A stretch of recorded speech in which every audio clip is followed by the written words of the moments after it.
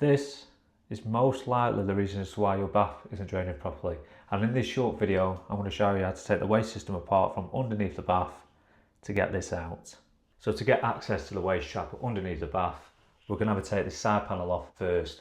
Now there is a bead of silicone all the way across, so I'm going to get a Stanley knife and start with that. So let's get right into it. When using the Stanley knife, I just like to cut across the silicone a couple of times and not press hard. Just a couple of swipes with this Stanley knife, it does the job. Now that's the silicone fully cut, I can ease off the panelling and that opens up the access to the underside of the bath so I can get to the drain. Here's the U-bend which we want to take out. I'm going to loosen the connectors on either side.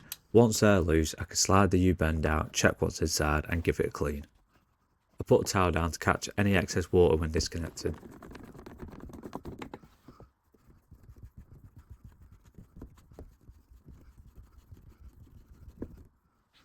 With the connectors off, I can remove the U-bend, but as you can see, there's a build-up of hair in there that I need to essentially rip to get the U-bend out.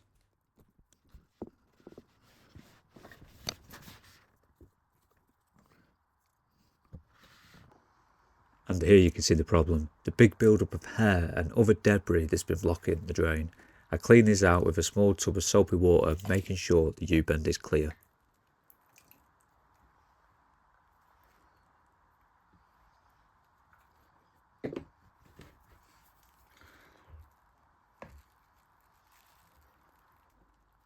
Here's the culprit. With it now removed, the bath should have no issues draining, and I'll just give the U-bend one final rinse.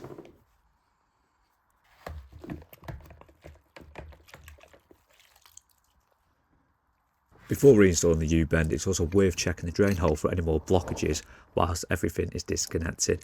To no surprise at all, there's still some hair and debris in this one, so I'm going to give this a clear out. Unfortunately, there's no easy way to do this except from lifting the hair up from inside the bath, so I use a small flat-headed screwdriver to seize it up and then grab it with my fingers.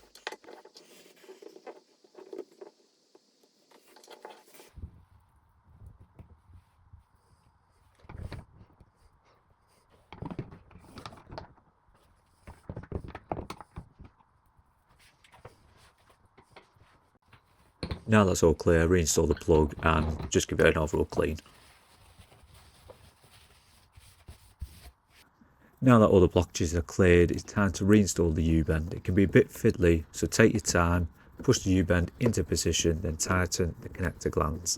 The main thing here is to avoid cross-threading. Always make sure the connector is perfectly straight before you start tightening. If the connector is not sitting straight, stop and realign it before tightening. It actually took me a while to straighten this connector, but I kept adjusting it and started again until it lined up properly.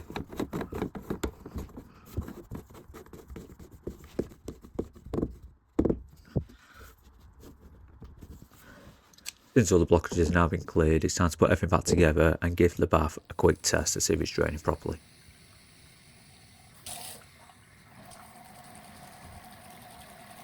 As you can see, all the water is draining away, and that's with the taps fully open, so we can confidently say that we've resolved the drainage issue. Now it's time to put the panelling back together on the side of the bath.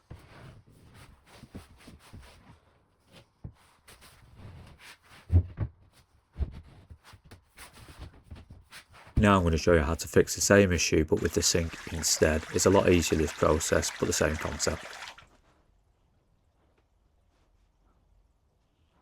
The first job is to remove everything from the cupboard underneath so we can get to the U-bend.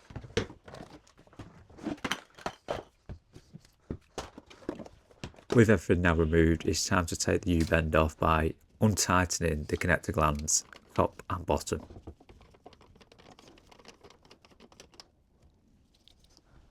With the connectors fully loose, it's time to lower the U-bend, but get a towel underneath just to catch any excess water. This U-bend had a different type of blockage. Instead of hair like we found in the bath, it was more toothpaste and other debris too.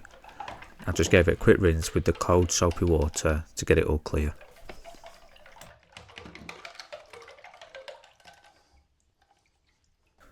Finally, it's time to reinstall the U-bend, and as mentioned earlier, try to prevent any cross-threading by making sure the connectors are straight before tightening them up.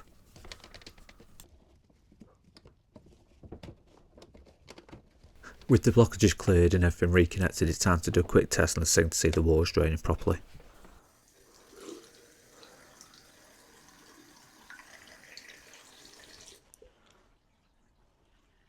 And there you have it, the blockages are clear and the bath and sink are draining properly again now. If you like this video, hit subscribe. I've been a cup of DIY. I'll see you next time.